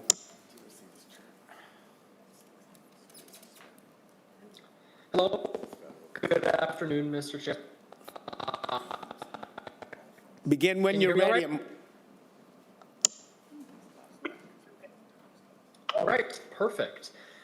First of all, I'd like to thank senators who attended the November 23rd event at the Capitol, the Youth Policy Forum that really got me invested in this all to begin with. But I want to talk about my experience. I'm a senior today at Howard Lake Waverly Winston High, pretty much exactly an hour west of where you all are at right now. I had the honor last year to serve on my school's strategic planning committee as the sole student representative. Because our school had just passed our first operation levy in, we were just coming up on a ton of new funding and trying to figure out our orient. And over the course of these meetings, something that was mentioned quite often was the broader stakeholders of the district. So stakeholders include staff members, parents, school board members, local business people, heard coming up in these discussions over stakeholders were the students, the people who actually hold the biggest stake in our state's education system and education broadly. So I'm today to stand in support to help encourage students to take a stake in their own education. And it is especially because of the invigoration that has been brought upon me by programs like the that I work with, the organization that hosted the youth policy for to begin with, encouraged this committee to help students take charge in their action, spur forth the creation of stronger school boards and a stronger education system for all Minnesotans, and reorient school policy back to the interests of the students. That's all I have, Raj. Thank you for your testimony. Mr. Morrow, you're up next. Thank you. And Senator Maye Quade, I'm sorry that we're running a little late. I apologize for that. It's my fault. Mr. Morrow, whenever you. Thank you, Chair Cwodzinski and members. My name is Terry Morrow. I'm the legal counsel for the Minnesota School Boards Association.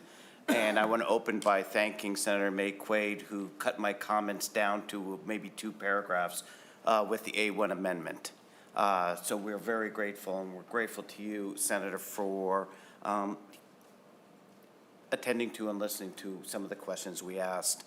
Members, I would like to let you know that at least 134 school districts in Minnesota have student representatives on the school board. It is a common and popular practice. We work with school districts and offer student school board conferences each year in which students who are on school boards throughout the state come together, share ideas, bring forward ideas for future school boards to consider. MSBA offers up to 3 scholarships a year to students who serve on their school boards. So we are in agreement about the importance of inviting and encouraging and facilitating student voices on our school boards. The one note I would make is that these 134 districts take a variety of approaches to how they have their student school board members selected. Some have 1, some have 2, some have their student council determine who's going to serve on the school board. There's a variety of approaches that are used. I would ask Senator and members to allow districts to continue to have a variety of approaches to having students on school boards rather than a single methodology that is within this bill as it appears today. So we are not here to oppose the bill, but we can't support it at this time, given that it would set up one method for having students on school boards. We would hope that school districts could continue to follow the variety of methods that they have been using for many, many years. And with that, Mr. Chair, I'm happy to answer any questions. And again, Senator, thank you for the A1 amendment and for the bill. Members, questions? Senator? Thank you, Mr. Chair. So I know what the amendment says. A student member must not participate. Does that get into the fact that then are they allowed to vote then? Can they not vote? Is that what that does? Mr. Chair and members, I don't know, Senator, if you want to answer that question. It's your bill. Thank you, Senator Wiesenberg. Yep. Thank you, Mr. Chair.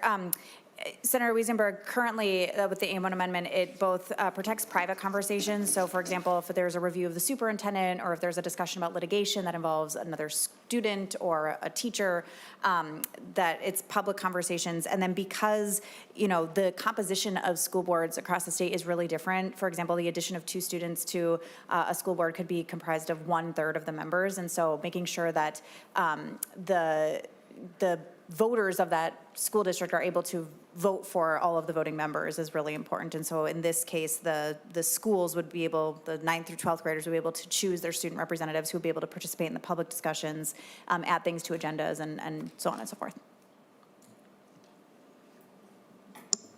Thank you, Mr. Chair. I guess I still don't understand what that, I know they can't participate in closed meeting, but it's still allowing the students to vote then, right? So because your bill says it's going to allow student voting, right?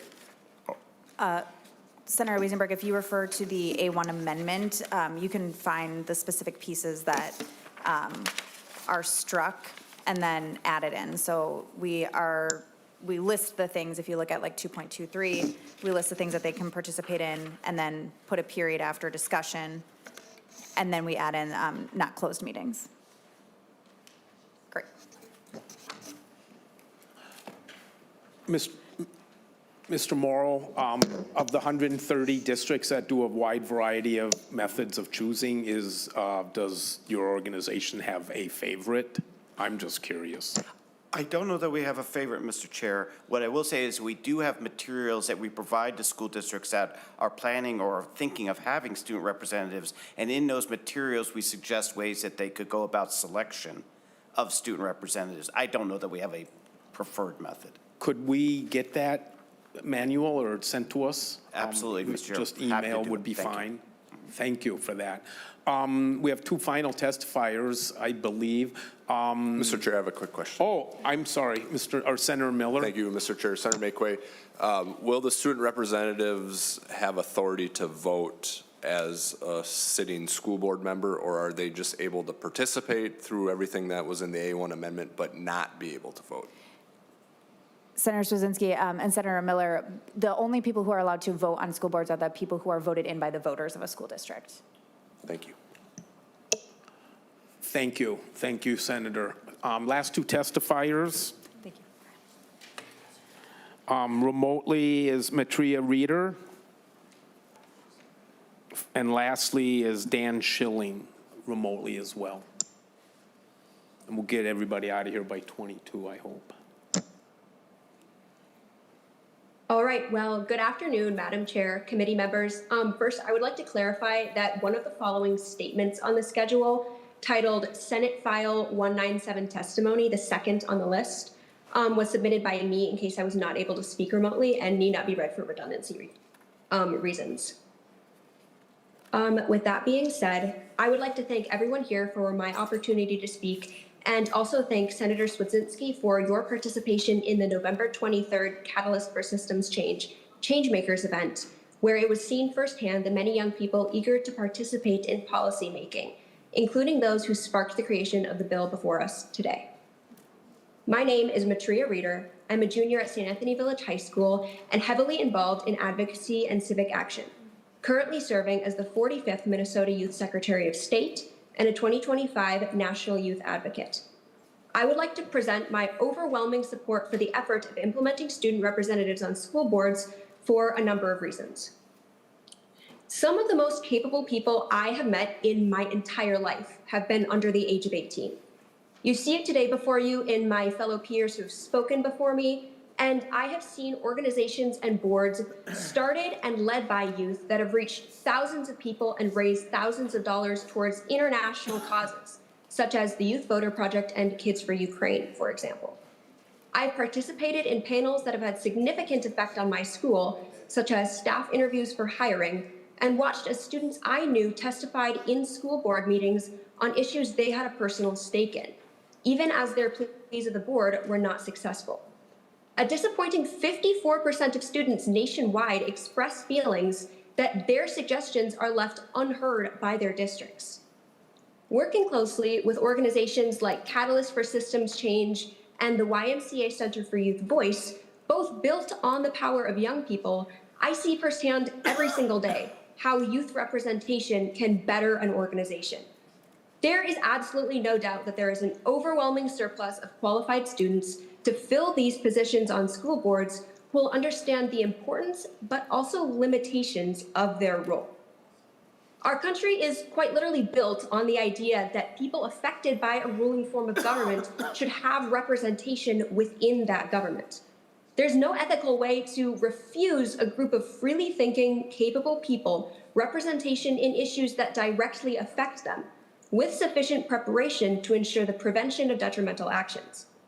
With quality training to the understanding of what they are discussing and enacting, this can be an incredibly successful program. Thank you, and I yield my time to the chair. Thank you. And our last speaker is Dan Schilling, remote. Good afternoon, Senators. My name is Dan Schilling, a 20-year veteran with the Minnesota National Guard, a husband, father, and an elected school board representative of Morrison County's ISD 482. Thank you for this opportunity to testify before the Education Committee hearing SF 197. As a school board member, SF 197 is an overreaching infringement on local governance. The United States Constitution, the founding document of our great constitutional republic, guarantees we the people of Minnesota the right of self-governance, a governance of the people, by the people, and for the people. SF 197 is a statutory dictation on people of Minnesota by the state government, which directly infringes on we the people's constitutionally protected right of self-governance. Independent school district governance is constitutionally protected local governance of the people, by the people, and for the people. Local level governance consists of adult, tax-paying citizens making decisions at the local level that they feel are best for them and the citizens of their district who voted them to represent them in their interests. SF 197 is literally attempting to usurp the United States constitutional election process, restricting our constitutionally protected right of self-governance by dictating the requirement of minor children being appointed as board members, eligible to vote on official government matters. Minor children who weren't elected by the people of the district, but rather than other minors in the school system. Minor children do not have the life experience, knowledge, or intellectual capacity to make sound government decisions that will affect the livelihood of their fellow Americans. Minor children's decisions are made based on the emotions that they're feeling in the moment, not from life experience, knowledge, intellectual capacity, or sound judgment. Sound judgment is backed by fiscal responsibility that is developed as an adult from owning a vehicle, having a career, owning a home, paying for groceries, paying bills, paying taxes, and the selflessness of putting others' needs before their own. Any legislation, whether state or federal, that infringes upon our constitutionally protected rights and freedoms as Americans is null and void per the United States Constitution. SF 197 directly infringes upon we the people of Minnesota's right to local self-governance at a time in our nation's and state's history when both our federal and state governments have already proven that even adults aren't necessarily always capable of making sound decisions. In light of these truths, I sincerely hope that this committee will reject SF 197 in its current version, giving minor children voting rights in local governance that will affect the taxable liabilities of Minnesota's resident population, and based on it violating we the people's constitutionally protected right of self-governance. That being said, we do have 2 student members on our board, and we allow them to sit in on the board, and they provide our board with input in regards to what's going on with the happenings in the school and the student body. They do not get to affect the agenda for the board meetings or make any type of decisions based off of policy. Thank you for your time. I yield back to the committee. Thank you for your testimony. Again, apologies for going over members and audience as well. Are there any questions or comments for any of the testifiers or the author of the bill? Thank you for bringing this bill forward. I love the idea. I really appreciate the amendment. I think that appeased some concerns. So your open-mindedness for that amendment is much appreciated. So thank you for bringing the bill forward. Any final comments before you wrap up the bill? No, Mr. Chair, just that young people don't have to wait to take leadership roles. They are ready to do them now, and I'm excited to give them that opportunity. And we're laying the bill over for possible inclusion in the omnibus bill. So members, next meeting is on Monday, March 3rd. We've got a couple of Coonish bills we're hearing. And so with that said, again, my apologies for going over. Senate or Education Policy is adjourning.